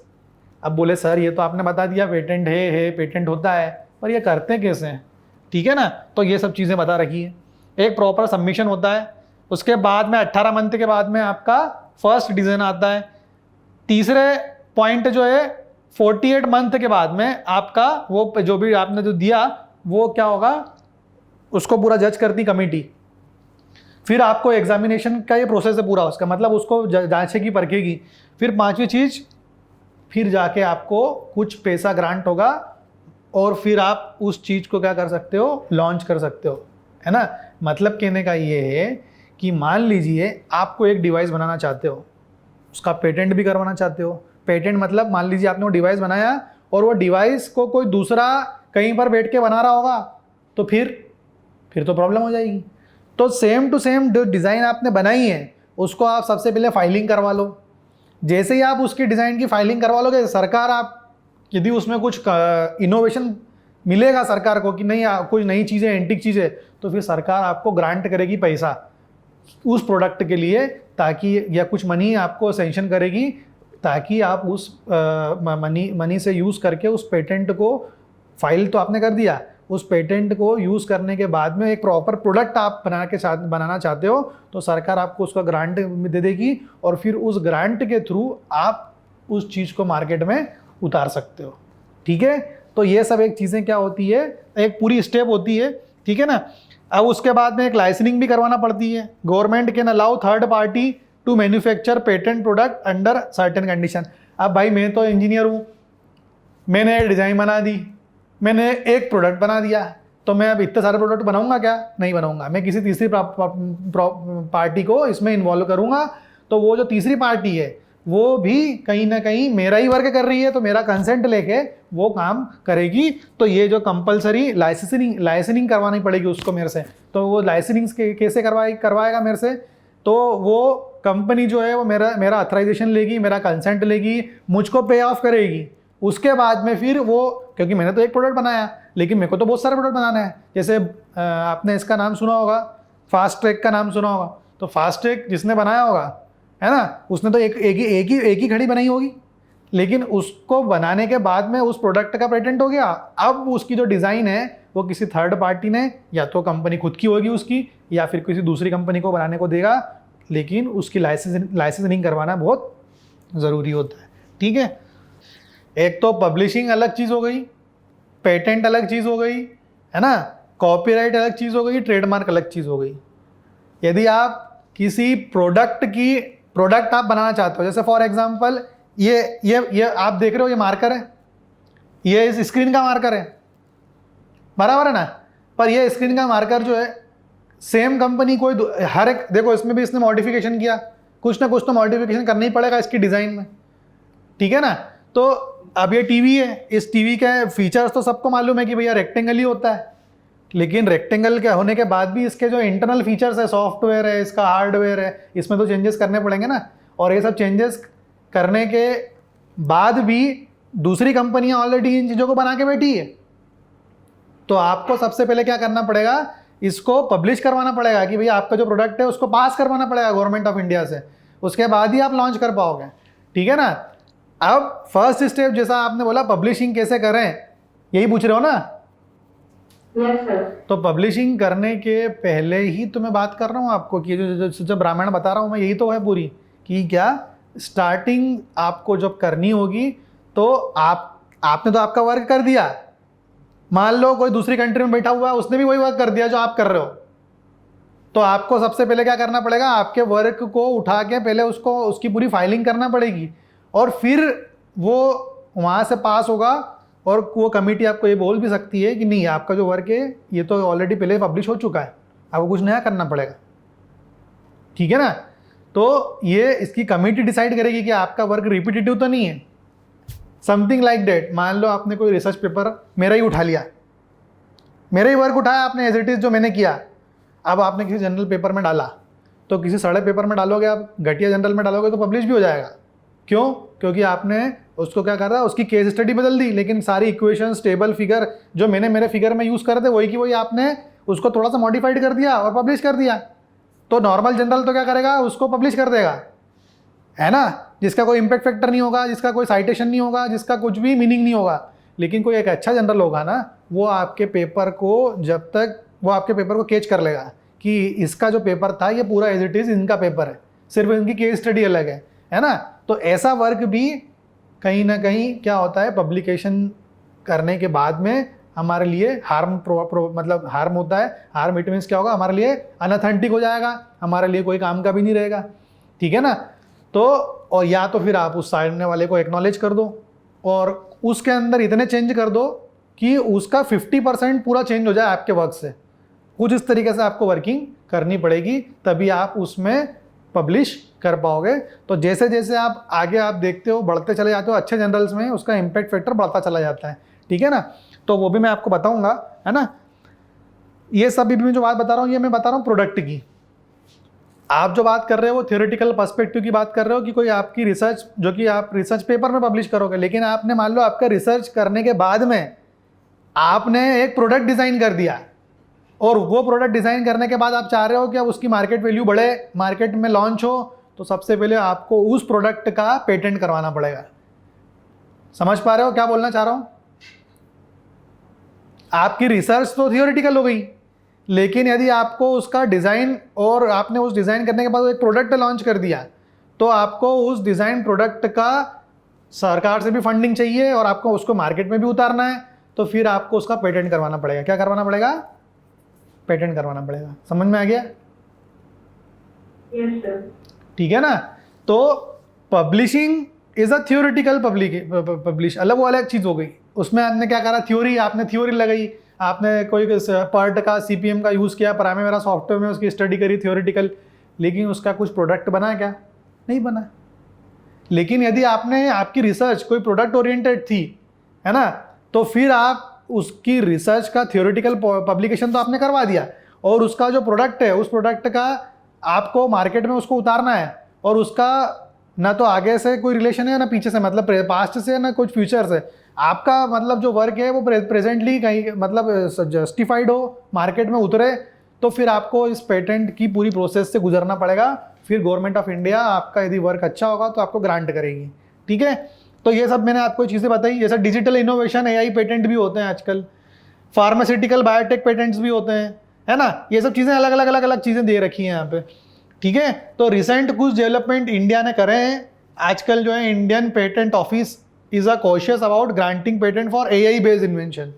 AI based invention से अब थोड़ा सा हमारा इंडियन जो पेटेंट है वो थोड़ा सा क्या सजग हो गया है, क्योंकि आजकल क्या एआई का यूज़ कर करके भी बहुत सारी डिज़ाइनें बना रहे हैं लोग, ठीक है। तो वो कहीं ना कहीं इन लोगों को समझ में आ चुकी है, ठीक है। Strict interpretation to prevent evergreening, मतलब फार्मास्यूटिकल्स बहुत सारी कंपनियां ऐसी है, आप देखते होंगे कि एक ही ड्रग की 10 कंपनियां आजकल आपको मार्केट में मिल जाएगी, जैसे आपको डॉक्टर ने फॉर एग्जांपल कुछ लिख के दिया कि भैया आपको जो है ना, कोई गोली खाना है, कौन सी गोली खाना है, फॉर एग्जांपल सिर दर्द हो रहा है आपका, है ना, या मतलब सिर दुख रहा है, हाथ पांव दुख रहे हैं, तो हम आइबो जैसी क्या अलग अलग दूसरी बहुत सारी कंपनी आती है। तो अब आइबो जैसी कंपनी जो है वो आपको एक छोटा सा कैप्सूल जो है उसी से रिलेटेड वही सेम ट्रीटमेंट की 10 अलग अलग कंपनियों की कैप्सूल मिल जाएगी, जो आपका सिर दर्द और आपका, है ना, जो आपके शरीर में दर्द हो रहा है, पेन हो रहा है, उसको भी दूर कर देगी। तो अल्टीमेटली क्या हो रहा है, इन सब चीज़ों से बचने के लिए अब सरकार थोड़ी सी सजग हो गई है ना। तो कंटेंट के अलावा भी बहुत सारी चीज़ें इन्होंने अपने लॉ के अंदर इंक्लूड कर ली है। ठीक है, चैलेंजेस क्या है इंडियन पेटेंट सिस्टम में, बैकलॉग ऑफ पेटेंट एप्लीकेशन, जैसे आप देख रहे हो नई एप्लीकेशंस आती जा रही है ना। तो अब इनका कहीं ना कहीं एप्लीकेशंस नंबर और ये सब चीज़ों का रिकॉर्ड सरकार के लिए एक बहुत बड़ी दिक्कत हो गई है। तो उन्होंने एक पर्टिकुलर सिस्टम बनाया हुआ है जो कि उनके लिए भी एक चैलेंज है ना, जिसको उसको ट्रीट करना। बैकलॉग ऑफ पेटेंट मतलब वही वाली बात हो गई, जैसे मैंने तो बना दिया, अब आज से 15 साल बाद मान लीजिए कोई नया 15 साल बाद कोई नया बंदे ने काम किया और मेरे जैसे ही काम किया जो कि मैं 15 साल पहले ही कर चुका था, ठीक है ना। तो अब इंडियन सिस्टम कैसे ढूंढेगा उस चीज़ को, 15 साल पुरानी चीज़ को, तो उनके लिए बहुत एक चैलेंज हो गया है, ठीक है ना। वीक एनफोर्समेंट, है ना, patent infringement cases take years in court, बहुत सारी चीज़ें ऐसी होती है, लीगल एक्शंस हो जाती है कि भैया इनने हमारा कॉपीराइट चुरा लिया, इनने हमारा ट्रेडमार्क चुरा लिया, ठीक है ना, समथिंग लाइक दैट। तो ये सब चीज़ें भी चलती रहती है, ठीक है। अब बात आती है कि मान लो आपने आपके प्रोडक्ट को नेशनली करवा लिया, इंटरनेशनली करवा लिया। नेशनली मतलब फॉर एग्जांपल इंडिया में ही रहेगा, इंटरनेशनली मतलब अब्रॉड में भी चल जाएगा, ठीक है। तो पेटेंट की टर्म क्या होती है, इंडिया के अंदर 20 साल होती है, बाहर यूएस में जाओगे या यूरोपियन कंट्रीज में जाओगे वहाँ पे 20 साल ही होती है। क्या पेटेंट की टर्म, सॉफ्टवेयर पेटेंट मतलब रिस्ट्रिक्टेड मस्ट और टेक्निकल इफेक्ट, उसमें कुछ ना कुछ रिस्ट्रिक्शंस होता है। और इसमें क्या होता है, allow if novel and non obvious, है ना, बहुत सारी चीज़ें अलग अलग गाइडलाइन है इनकी, है ना। फार्मा एवरग्रीनिंग क्या है, ये इंडिया में यदि कोई फार्मास्यूटिकल कंपनी है तो वो सेक्शन 3D को फॉलो करती है। और इसमें क्या करती है, यूएस कंपनी कुछ थोड़ा बहुत माइनर देती है, माइनर कनेक्शंस देती है। इसमें क्या रहता है, यूरोपियन कंट्रीज़ में कुछ मॉडरेट रिस्ट्रिक्शंस होते हैं इनके, ठीक है। क्या क्या एग्जामिन टाइम होता है, यदि आप इंडिया के अंदर कोई पेटेंट को फाइल करना चाहते हो तो 3 से 5 साल लगेंगे, यूएस में 1 से 2 साल लगेंगे और यूरोपियन कंट्रीज़ में 2 से 3 साल लगेंगे, ठीक है। कहने का मतलब है आपने यदि कोई प्रोडक्ट बना लिया और उस प्रोडक्ट को बनाने के बाद में आप ये चाहते हो कि मेरे जैसा प्रोडक्ट कोई दूसरा नहीं बना ले, इसकी अथॉरिटी मेरे पास ही रहे, है ना, तो उसको आपको क्या करना पड़ेगा, उसका पेटेंट करवाना पड़ेगा। और उस पेटेंट करवाने के बाद में उसका जो आपको नंबर है, एप्लीकेशन नंबर, वो तो आपको 18 महीने में मिल जाएगा, वो पब्लिश भी हो जाएगा, है ना। और 3 साल के अंदर वो जो आपका प्रोडक्ट है उसको आप मार्केट में उतार सकते हो, ठीक है। तो ये सब चीज़ें मैंने आपको एक छोटी सी बताई है ना। डिटेल में आप जाओगे, मैंने आपको सिर्फ एक बेसिक बताया है, ये सिर्फ ABCD बता रहा हूँ मैं आपको। इसके बेसिक में जाने के बाद ही आप इसके अंदर इंट्रोड्यूस होने के बाद ही आप उसमें डिस्क्रिप्टिवली ऐड हो पाओगे, ठीक है ना। फिर ये कॉपीराइट लॉ भी होता है हमारे, मतलब यदि मैं बात करूँ, कुछ कॉपीराइट लॉ भी होता है, कुछ रॉयल्टी का नाम सुना है आपने, और एक ट्रेडमार्क होता है। तो कॉपीराइट क्या होता है, अब यहाँ पढ़ लो, आपको समझ में आ जाएगा। Is a legal right that grants the creator of original work exclusively right to use, distribute and monetize their creation for a limited time. It protect literacy, artistic, musically and other intellectual works from unauthorized copying और misuse. आप देखते हो ना, जैसे अभी आप देख रहे हो रिमिक्स का मतलब समझते हो क्या होता है, सॉन्ग्स के अंदर रिमिक्स होते हैं ना। रिमिक्स का मतलब क्या हुआ, रिमिक्स का मतलब ये हुआ कि पुराना ही कोई सॉन्ग था, उसका या तो ये मान लीजिए कंपोज़र मर चुका है, ठीक है ना, या फिर उसके गाने का यदि कंपोज़र यदि है तो फिर ये आपको कुछ ना कुछ उससे एक परमिशन लेना पड़ेगी, और नहीं होगा तो भी परमिशन आपको उस पूरी टीम के कोई भी मेंबर से जो उस टाइम पे था उससे लेनी पड़ेगी। बिना उसकी इजाज़त के आप यदि आप उसके गाने को यूज़ करते हो तो एक बोर्ड भी बैठा हुआ है ना, जो कहीं ना कहीं उसकी पायरेसी को, उसके प्लेगरिज्म को पूरा चेक करता है और फिर ही आपके उस गाने को या फिर म्यूजिक को पास करता है, ठीक है ना। It is for just I am talking about music. ऐसे ही बहुत सारी अलग अलग कमिटीज़ भी होती हैं। हम लोग इंडस्ट्री की बात करें, हमारी इंजीनियरिंग की बात करें, तो हर जगह पर कोई ना कोई कमेटी बैठी हुई है जो इसको चेक करती है ना। और कॉपीराइट पास होता है तभी आप लीगल हो पाते हो। यदि कॉपीराइट नहीं पास हो पाया, यदि आपने कॉपीराइट नहीं लिए है ना, आपने अथराइजेशन नहीं लिया है, तो फिर आपके अगेंस्ट में कार्रवाई भी हो सकती है, ठीक है ना। तो ये वाली चीज़ है। जैसे अपना वाला विकास वाला है, तो अपना वाला कोई सेम बंदा एक दुकान खोल के नया प्रोडक्ट ले आया अपना के, तो फिर उसके अगेंस्ट में वो कार्रवाई हो जाएगी, ठीक है। तो वो कॉपीराइट एक्ट के अगेंस्ट में वर्क होगा, उसके अगेंस्ट में काम होगा, ठीक है। तो इसकी भी कुछ धाराएं होती हैं जिसके अगेंस्ट में वर्क होता है, फिर उसको जुर्माना भरना पड़ता है कि भैया मैंने जो है इस कंपनी के ही नॉर्म्स को फॉलो नहीं करा, इनका कंसेंट नहीं लिया और एज इट इज़ नाम रख लिया कंपनी का, तो ये मेरे कॉपीराइट के अगेंस्ट में हो गया, ठीक है। तो इस तरीके से बातें हो जाती है, ठीक। समथिंग लाइक डेट, जैसे आपने मान लो फॉर एग्जांपल कोई मूवी आपने देखी, आप OTT प्लेटफॉर्म पे देख रहे हो और आपने क्या करा, कोई रिकॉर्डर से उस मूवी को पूरा डाउनलोड, मतलब उस रिकॉर्डर के मूवी को पूरा रिकॉर्ड कर लिया और किसी प्लेटफॉर्म पर डाल दिया, तो फिर क्या होगा, आप पायरेसी में आ गए, आपके अगेंस्ट में वर्क भी हो सकता है ना। हो भी सकता है पुलिस भी आ जाए आपके घर पे कि भैया तुमने बिना, मतलब आपके अगेंस्ट में कार्रवाई हो सकती है, समथिंग लाइक डेट। तो ये वही चीज़ है कॉपीराइट लॉ, ठीक। रॉयल्टी, हर एक चीज़ की रॉयल्टी होती है, मतलब आपको पैसा मिलता है उससे। जैसे मैंने वही वाली बात बोली ना, यदि मैं क्या चाह रहा हूँ, मैं ये चाह रहा हूँ कि मैं एक प्रोडक्ट बना दूँ, मार्केट में लॉन्च भी हो जाए, और कोई बहुत बड़ी कंपनी है वो मेरे पास आएगी, मेरे से उस प्रोडक्ट की रॉयल्टी, मतलब मेरे से बोलेगी कि सर आपका जो प्रोडक्ट है हमको बहुत अच्छा लगा, हम इस पर वर्क करना चाहते हैं और इसका डिस्ट्रीब्यूशन बढ़ाना चाहते हैं, तो मेरे को कुछ रॉयल्टी देगी। तो मेरे को रॉयल्टी मतलब मेरे को उससे कुछ पैसा मिलेगा, जब तक मेरा प्रोडक्ट मार्केट में चलेगा तब तक मेरे को उससे पैसा मिलेगा, क्योंकि मैंने तो एक बार बना के छोड़ दिया है ना। तो अब जो मैन्युफैक्चरिंग यूनिट है वो क्या करेगी, उसके बहुत सारे प्रोडक्ट बनाएगी और पूरी कंट्री में या तो अब्रॉड में या पूरे वर्ल्ड में या ग्लोबली उसको क्या करेगी, पास ऑन कर देगी, ठीक है ना। और उसकी रॉयल्टी मुझको मिलेगी, बराबर। तो उसकी भी कुछ लॉ होते हैं। ट्रेडमार्क क्या हो गया, is a legal registered symbol, word, phrase, design, combination of these that identified and distinguish the good or services of one business from those of other. It serves as a brand identifier, ensuring consumer recognizing the source of product or services. ये वही वाली बात हो गई trademark. जैसे मैंने बताया आपको, आईफोन का ट्रेडमार्क अलग है, ठीक है ना, सैमसंग का ट्रेडमार्क अलग है, ठीक है, MI का ट्रेडमार्क अलग है। तो सब कंपनियां इस ट्रेडमार्क को क्या करती है, लीगली रजिस्टर्ड करवाती है, सिंबल को रजिस्टर्ड करवाती है, ठीक है ना। उसके वर्ड के फ्रेज के नीचे भी लिखा रहता है, आप देखते हो, वो भी रजिस्टर्ड होता है, ठीक है। तो ये सब चीज़ें एक लॉ के अंदर आती है। फिर ये आपको मैंने एक छोटा सा एग्जाम्पल बताया कि what is the difference between copyright, patent और ट्रेडमार्क। सीधे सबसे नीचे वाली लाइन में आ जाओ।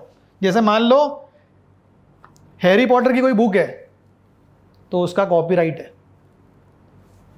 पेटेंट क्या हो गया, आईफोन की टच स्क्रीन, ठीक है ना, कोविड की वैक्सीन्स, ठीक है, ये क्या है, इसका पेटेंट है। आईफोन क्या है, एक प्रोडक्ट है। कोविड वैक्सीन क्या है, वो भी एक प्रोडक्ट है। तो वो क्या काय की कैटेगरी में आएगा, पेटेंट की कैटेगरी में आएगा।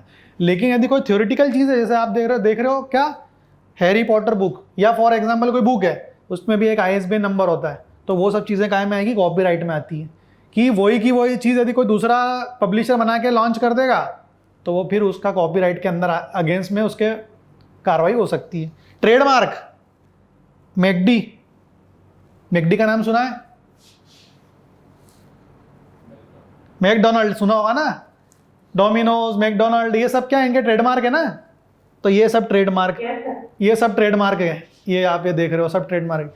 तो ट्रेडमार्क ये एक प्रोडक्ट है आईफोन, जो कोई भी बेच सकता है, उसके पास में डीलरशिप होना चाहिए आईफोन की, ठीक है ना। लेकिन आईफोन का लोगो यूज़ नहीं कर सकता वो, क्योंकि उसका पेटेंट है ऑलरेडी। और ट्रेडमार्क क्या है, ट्रेडमार्क क्या है, ये तो एक फ्रेंचाइजी है ना। जैसे मैकडी है, तो मैकडी आपकी नहीं है, वो तो बाहर की कंपनी है। आप सिर्फ क्या ले सकते हो, उसके अथराइजेशन ले सकते हो। तो आपका जो प्रॉफिट है, उस प्रॉफिट में से 70% आपका है, 30% आपको वहाँ पहुँचाना पड़ेगा। तो ये ट्रेडमार्क है, ठीक है ना। और उसके लोगों की बात कर रहा हूँ मैं, ट्रेडमार्क की। वो लोगो आप कहीं भी यूज़ नहीं कर सकते हो मैकडी का, ठीक है ना। तो मैकडी वाली बात, ये चीज़ यहाँ पे मैकडी का ट्रेडमार्क की बात हो गई, मैकडी का एग्जांपल लिया, पेटेंट के जो लोगो की बात करी, उसकी टच स्क्रीन की बात कर रहा हूँ, वैक्सीन की बात कर रहा हूँ, मतलब प्रोडक्ट की बात कर रहा हूँ, तो पेटेंट हो गया उसका। कॉपीराइट का मतलब क्या हो गया, वही चीज़ सेम, उसकी थ्योरी डिज़ाइंस आप यूज़ नहीं कर सकते हो, तो ये कॉपीराइट के अंदर आ गया। ठीक है, तो ये कॉपीराइट, पेटेंट और ट्रेडमार्क, ये तीनों अलग अलग चीज़ें होती है और ये तीनों लॉ के अंदर होती है और तीनों का अलग अलग लाइसेंसिंग होता है या तीनों का भी एक लीगल डॉक्यूमेंटेशन होता है। ठीक है ना, लीगल डॉक्यूमेंटेशन नहीं बोलूँ उसको, डॉक्यूमेंटेशन को यूज़ करने के से बेटर है कि मैं ऑथराइजेशन बोलूँ। तो कॉपीराइट का एक अलग ऑथराइजेशन क्राइटेरिया होता है, पेटेंट का एक अलग ऑथराइजेशन क्राइटेरिया होता है और ट्रेडमार्क का एक अलग ऑथराइजेशन क्राइटेरिया होता है। अब हम लोग बात करते हैं क्या, स्कॉलरली पब्लिशिंग। इसका मतलब क्या हो गया, इसका मतलब ये हो गया कि द IMRD का मतलब क्या हो गया, यदि आपने कोई रिसर्च करी, आप उसको पब्लिश करना चाहते हो और पब्लिश करने के भी कुछ क्राइटेरिया होते हैं, जैसे मैंने यहाँ पे आपको बता रखा है IMRAD। आई का मतलब इंट्रोडक्शन, एम का मतलब मेथड, आर का मतलब रिजल्ट एंड डिस्कशन। ठीक है ना, तो IMRD का मतलब ये हो गया। कुछ जनरल्स ये चीज़ें भी मांगते हैं, बिफोर इंट्रोडक्शन और आफ्टर डिस्कशन कंक्लूजन। ठीक है, तो ये एक स्कॉलर पब्लिशिंग का मैंने एक स्ट्रक्चर और एक रिसर्च पेपर डिज़ाइन के बारे में कुछ पॉइंट्स बताए हुए हैं आपके, है ना, जो आपको रिसर्च पेपर जब आप पब्लिश करोगे तब आपको आपके रिसर्च पेपर के अंदर abstract, introduction, method, results and discussion, ठीक है ना, और कंक्लूजन, रेफरेंसेस, ये सब इंक्लूड करना ही पड़ते हैं।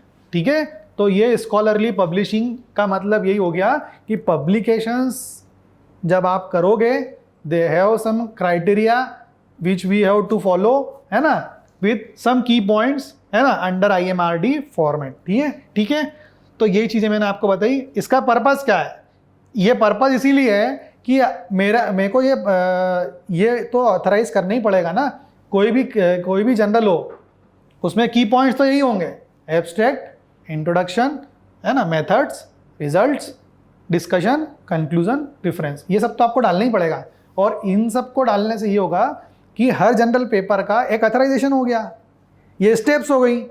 तो ये स्टेप भले ही अनऑथराइज्ड पब्लिकेशन हो या अनऑथराइज्ड जनरल हो, उसके पॉइंट्स तो यही रखने पड़ेंगे उसको। ठीक है, इन चीज़ों को हटा भी सकता है वो, लेकिन इस पूरे को नहीं हटा सकता। कम से कम IMRAD को तो रखना ही पड़ेगा ही, इंट्रोडक्शन, मेथड, रिजल्ट, डिस्कशन को तो रखना पड़ेगा ही। ठीक है, तो ये सब चीज़ें जनरली अपन ने स्टडी करी। ठीक है, फिर इसके बाद में अब क्या आता है, ठीक है, ये तो आपका हो गया स्कॉलर पब्लिशिंग। अब डिटेल्ड में यदि अपन समझें तो आपका जो टाइटल है, ठीक है ना, ये मतलब मैं आपको बता रहा हूँ कि आपका जो पेपर है, ठीक है, वो किस तरीके से बना होना चाहिए, उसी के स्ट्रक्चर के बारे में बात कर रहा हूँ। आपका जो टाइटल है ना, ऐसा नहीं एक पैराग्राफ में टाइटल हो, title it is always in 50-60 words के अंदर, मतलब बहुत ही हो गया 50-60 वर्ड्स तो हो गए, है ना, मतलब एकदम कंसाइज और कैची टॉपिक होना चाहिए आपका। ठीक है ना, कंसाइज, स्पेसिफिक और इंक्लूड की वेरिएबल्स होना चाहिए उसके अंदर। दूसरा, आपका जो एब्स्ट्रैक्ट है वो 150 से 250 वर्ड्स के बीच में होना चाहिए, जिसके अंदर सामने वाला जब उसको पढ़े तो उसको ऑब्जेक्टिव, मेथड्स, कंक्लूजन, रिजल्ट्स सब समझ में आ जाए। फिर तीसरा, इंट्रोडक्शन के अंदर आपने उसमें सब चीज़ें होना चाहिए, ये तीसरा पॉइंट है इसका, जिसके अंदर आपको पूरी रिसर्च का बैकग्राउंड बताना है कंसाइज वे में, उसका प्रॉब्लम स्टेटमेंट, ऑब्जेक्टिव, सिग्निफिकेंस। ठीक है, फिर आता है मेथड, आपने उसके अंदर क्या मेथड यूज़ करी, कौन सी डिज़ाइन मेथड यूज़ करी, एक्सपेरिमेंटल ऑब्जर्वेशन लिए, क्वालिटेटिव ऑब्जर्वेशंस लिए, पार्टिसिपेटिव सैंपल्स क्या लिए आपने, इंक्लूसिव लिए, एक्सक्लूसिव लिए, क्या लिए, ये आपको बताना पड़ेगा। डाटा कलेक्शन कहाँ से किया, कुछ टेक्निक अडॉप्ट करी, कुछ टूल्स लिए क्या, कुछ प्रोटोकॉल्स थे क्या, ये सब बताना पड़ेगा डाटा कलेक्शंस में। कौन सी जगह से लिए, कौन सी फॉर्म से लिए, डाटा एनालाइज करना पड़ेगा आपको, स्टेटिस्टिकल टूल्स यूज़ करना पड़ेंगे, जैसे मैंने आपको बताया SPSS, ओरिजिन, ये सब क्या है, it is a basically data analysis tool. Ethical approval भी लेना पड़ेगा आपको कमिटी से, जैसे फॉर एग्जांपल वही वाली बात हो गई, इथिक्स वाली चीज़ हो गई। इथिकल अप्रूवल मतलब it is basically deal with the research ethics. Result, text, table, ये सब फॉर्म में आपको रिजल्ट आपके बताने पड़ेंगे, ठीक है ना, उनका इंटरप्रिटेशन बताना पड़ेगा यहाँ पे, और फिर लास्ट में आपका डिस्कशन और फिर उसके बाद में कंक्लूजन, ठीक है। तो ये मैंने आपको एक ओवरव्यू दिया है डिटेल में, ठीक है ना। तो ये सब चीज़ें आपको इस यूनिट में जनरली पढ़ना होती है, बराबर है, ये समझ में आ गया आपको, ठीक है ना। तो अभी आप जैसे बोल रहे हो, तो अब जैसे मान लो आपको आपका पेटेंट जो है वो फाइल करवाना है, तो आपको क्या लिखना पड़ेगा, IPR। क्या लिखोगे आप, IPR, ठीक है। ये देखो यहाँ पे आप जैसे सर्च करोगे, आपको स्क्रीन दिख रही है मेरी, तो आप देखो यहाँ पे लिखा हुआ है, क्या क्या लिखा हुआ, पढ़ के बताओ। ये office of the controller general of patent design trademark department for promotion of industry internal trademark, इस पर जैसे आप क्लिक करोगे, ये देखो कुछ दिख रहा है, ये पूरा डैशबोर्ड दिख रहा होगा आपको, ठीक है ना, ये पूरा डैशबोर्ड है, ठीक है, या इंटरफेस बना हुआ पूरा है गवर्नमेंट ऑफ इंडिया का। ये तो सिंबल आप जानते ही होंगे, office of controller general of patent design trademark department of promotion industry and internal trade ministry of commerce and industry government of India. ये सब चीज़ें लीगल है ना, आपको पूरी करनी होती है। यहाँ पे देखो कॉपीराइट ऑफिस, ये सब पूरा लिखा हुआ डिटेल में, आप खुद ही समझ जाओगे। अब मान लो आपको पेटेंट को सर्च करना है या फिर पेटेंट आपको खुद को फाइल करना है, तो इसमें पूरी चीज़ें दे रखी है। पब्लिकेशन चेक करना है तो आप पब्लिकेशन चेक कर सकते हो, मैनुअल चेक कर सकते हो, पेटेंट ऑफिस के प्रोसीजर्स क्या हैं, फर्स्ट स्टेक होल्डर मीटिंग, वे सब पूरी चीज़ें दे रखी है इसमें। आप डिटेल वाइज डिटेल इसमें पूरा सब कुछ चेक कर सकते हो, है ना, अप्लाई भी कर सकते हो, ठीक है ना। तो ये सब चीज़ें हैं, है ना, क्या क्या चीज़ें इसमें है, अवेयरनेस है, इनके कुछ चलते रहते हैं, वर्क भी चलते रहते हैं, ठीक है। ये सब चीज़ें, आपका स्टेटस चेक करना है आपको, आपने पेटेंट फाइल कर दिया, ये सब क्या क्या पब्लिक सर्च ग्रांट, आपको कुछ सर्च करना है तो आप यहाँ पे भी सर्च कर सकते हो, ठीक है। और फॉर एग्जांपल मान लो मेरे को सर्च करना है, तो यहाँ पे जैसे फॉर एग्जांपल मैं कुछ डिज़ाइन के बारे में कुछ यदि समझना चाहता हूँ तो वो भी दे के रखा हुआ है, ठीक है ना। कोई डिज़ाइन के बारे में आप सर्च करना चाहते हो तो वो भी आप यहाँ से सर्च कर सकते हो, कुछ पेटेंट के बारे में सर्च करना चाहते हो तो वो भी आप सर्च कर सकते हो, ठीक है। तो ऐसे करके आपको बहुत सारी चीज़ें यहाँ पे मिल जाएगी, ठीक। अब फॉर एग्जांपल जैसे है ना, ये तो बात हो गई काय की, पेटेंट की, ठीक। अभी मैं बात कर रहा था कुछ पेपर की, है ना। तो जैसे मैं मेरा ही दिखा देता हूँ आपको, मेरा भी आप देखोगे तो आपको मिल जाएगा।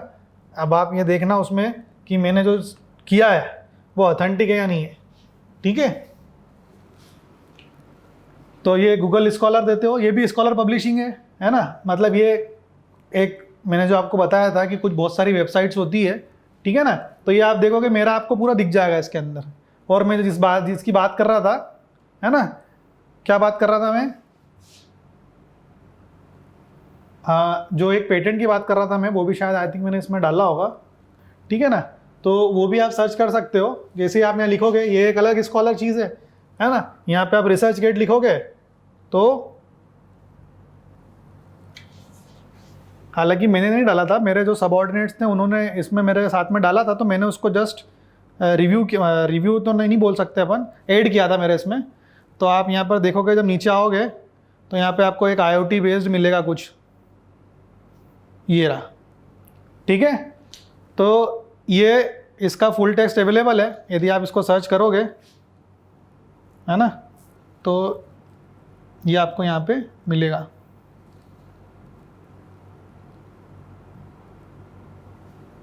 ठीक है। ये जैसे आप इसको सर्च करना चाहते हो या इसको रीड करना चाहते हो तो ये आपको पूरा मिल जाएगा, ठीक है। आगे आप देखो इसको, ये एक छोटा सा डिज़ाइन था जो हम लोगों ने, मतलब बहुत सारे ग्रुप है इसमें, आप देख रहे होगे। तो यहाँ देखो आप, एक तो लिखा है इंटेलेक्चुअल प्रॉपर्टी इंडिया, यहाँ पे गवर्नमेंट ऑफ इंडिया का मोनो है, यहाँ पे इसका सीरियल नंबर है, यहाँ पर मेरा जो डिज़ाइन का नंबर था, मैंने डिज़ाइन ही करी थी हम लोगों ने, तो डिज़ाइन का नंबर दिया हुआ है। कौन सी तारीख को किया था, 20/7/2024 को। काय पे किया था, प्रमाणित किया जाता है कि संलग्न प्रति में वर्णित डिजाइन जो कि IoT based water purification device है से संबंधित है, जिसका पंजीकरण इतना इतना है। कितने लोग थे इसमें देखो आप, 1 2 3 4, मतलब करीबन करीबन 7-8 लोग हैं। सभी ने डिज़ाइन किया, सभी लोगों का जो भी एक कोलैबोरेटिव एफर्ट था वो हम लोगों ने यहाँ पे इसको रजिस्टर्ड करवाया। ठीक है, तो आप ये देख रहे हो, certified is the design of which a copy annexed hereto has been registered as a number of and the date of given above in the case 23। अब इसकी आपको डिटेल चीज़ देखना हो तो आप वहाँ से इसको वहाँ पे सर्च करिएगा साइट पे, तो आपको ये मिल जाएगा। ठीक है ना। अब वो सर्च इंजन कहाँ पर है वो उस जगह पर वो थोड़ा सा देखना पड़ेगा आपको, पर ये आप टॉपिक लिखोगे ना पूरा तो आपको वो मिल जाएगा। IoT based water purification device, ये आपको वहाँ पे मिल जाएगा। ठीक है, मैंने आपको इसलिए बताया कि ये इस तरीके से एक पेटेंट आपका रजिस्टर्ड डिज़ाइन बेस्ड पेटेंट है ना, जो कि रजिस्टर्ड है। ठीक है, अब यही चीज़ मैंने आपको बताई थी कि अलग अलग एक मैन्यूस्क्रिप्ट होती है। जैसे मान लो आप कोई सा मैन्यूस्क्रिप्ट लिखोगे, क्या निकमार्क जनरल ऑफ, अब ये जो जनरल है ये American society of civil engineering का जनरल है। ठीक है ना, इसमें अपन क्लिक करेंगे, ये पूरा जनरल खुल गया आपका। ठीक है, उसके बाद भी आप यहाँ देखोगे कि अब जैसे मान लो आपको इसको यहाँ पे कुछ सबमिट करना है आर्टिकल, तो एक एडिटर मैनेजर की आपको एक लिंक ओपन हो जाएगी। आजकल क्या किया है इन लोगों ने, क्या कर दिया, पहले ऐसा होता था कि आप कोई भी जनरल में जाते थे तो उसका टेम्पलेट मिलता था, लेकिन अब ऐसा हो गया है कि जनरल के अंदर भी आपको, है ना, मैन्यूस्क्रिप्ट सबमिट करना है तो आपको पहले इसमें लॉगिन करना पड़ेगा, और लॉगिन करने के बाद इसमें, है ना, यहाँ पर आप देखोगे तो यहाँ पे आपको मिलेंगे इंस्ट्रक्शंस फॉर ऑथर। पहले तो आपको लॉगिन करना पड़ेगा जब सबमिट करना है, और इसमें आपको ये पूरा इन्हें प्रोसीजर दिया हुआ है, ये आपको पूरा पढ़ना पड़ेगा। ठीक है ना, कौन सा कंसेंट है, टेक्निकल पेपर है कि नहीं है ना। फिर इसमें लिखा है देखो, सी मैन्यूस्क्रिप्ट सबमिशन रिवीजन रिक्वायरमेंट, पूरी चीज़ें दे रखी डिटेल में। मतलब आपको कोई एक जनरल पेपर भी पब्लिश करना हो तो उसके बारे में पूरा डिटेल दिया हुआ है, किस तरीके से उसको पब्लिश करना है, कैसे पब्लिश करना है, ये सब आपको, और ये हर जनरल का अलग अलग होता है। ठीक है ना, तो ये तो मैंने आपको बहुत बड़े जनरल की बात कर दी। यहाँ पे अपन छोटे मोटे जनरल में भी देखेंगे, तब भी उसमें भी आपको, है ना, ये सब चीज़ें करनी पड़ती है। तो मैन्यूस्क्रिप्ट को कहीं पे भी आप डाल दोगे तो वो पब्लिश नहीं होगा, उसका एक क्राइटेरिया होता है। ठीक है ना, और उस क्राइटेरिया के बेस पे ही हम लोग क्या करते हैं, उसकी पब्लिशिंग करते हैं। ठीक है ना, इनके कुछ पब्लिकेशन पॉलिसीज़ भी होती है, वही बता रखी है उनने। पीयर रिव्यू प्रोसेस क्या होती है वो बता रखी है। और वो जो अपन रिसर्च इथिक्स पढ़ रहे थे, ये रिसर्च इथिक्स के अंदर ही ये चीज़ें दे रखी है। देखो आप, कुछ इथिकल स्टैंडर्ड है इनके, कि एक ऑथर, यदि आप कोई चीज़ पब्लिश करने जा रहे हो तो an author centrally obligation is to present a concise account of their research work, project work completed with an objective discussion of its significance. सब चीज़ दे रखी है, आप इसमें पढ़ोगे आपको खुद को समझ में आ जाएगा। ठीक है ना, ये मैंने आपको एप्लीकेशन बता दिया है। ऑब्लिगेशन ऑफ एडिटर, क्या क्या एडिटर जो है उसको ऑब्लिगेट कर सकता है आपको, रिव्यूअर क्या ऑब्लिगेशंस कर सकता है, सब कुछ दिया हुआ है। ऑथरशिप कौन कौन सी आपको सबमिट करनी है at the time of publication, contributor versus authorship, पूरा चीज़ रखा है। ठीक है ना, तो ये सब चीज़ें कहीं ना कहीं जनरल के अंदर भी यूज़ होती है, और ये सब चीज़ें आपको, इसकी कुछ गाइडलाइंस होती है, हर जनरल का अलग अलग क्राइटेरिया होता है। ठीक है, तो मैंने आपको जो अभी यार ओवरव्यू दिया है, ठीक, वो बिल्कुल एकदम छोटा सा आपको 4th यूनिट के बारे में मैंने आपको बताया था। ठीक है ना, तो आई थिंक शायद क्लियर तो हो गया होगा आपको। तो आज अपन ने क्या स्टडी किया कि रिसर्च एथिक्स क्या क्या होते हैं, पहली चीज़, उन रिसर्च एथिक्स के अंदर क्या क्या इशू आते हैं, दूसरी चीज़, फिर उसके बाद में हम लोगों ने क्या पढ़ा, IPR, इंटेलेक्चुअल प्रॉपर्टी राइट्स। ठीक, जिसके अंदर हम लोगों ने क्या पढ़ा, पेटेंट, कॉपीराइट, ट्रेडमार्क, है ना, और कहीं ना कहीं मैंने आपको रॉयल्टी के बारे में बताया। और फिर स्कॉलरली पब्लिशिंग, मतलब यदि आपको कोई चीज़ को पब्लिश करना है, सो स्कॉलर मतलब जो आप MTech स्कॉलर हो गए या PhD स्कॉलर होगा, जो पब्लिश करेगा वो उसकी रिसर्च के कुछ क्राइटेरिया होते हैं जो कि उसको उस रिसर्च में पब्लिश करने के दौरान या पब्लिश करने के टाइम पे इन पॉइंट्स बना के रखना पड़ेंगे, जिसका मैंने आपको एग्जांपल लिया IMRAD, मतलब I से इंट्रोडक्शन, M से methodology, results and discussion, include with abstract conclusion and reference. ठीक है, तो ये अपनी 4th यूनिट के बारे में मैंने आपको एक छोटा सा ओवरव्यू दिया है। आई थिंक आपको समझ में आ गया होगा। ठीक है, इसका असाइनमेंट मैं आपको आज शेयर कर दूंगा, तो आप इसको थोड़ा सा थियोरेटिकल तो है ही, लेकिन आप इसको थियोरेटिकल ना बनाते हुए थोड़ा सा अप्लीकेटिव पार्ट में जाओगे तो आपको ज़्यादा समझ में आ जाएगा और ज़्यादा लिख भी पाओगे आप। क्लियर? तो यहाँ पे अपन एंड करते हैं। चलिए, थैंक यू।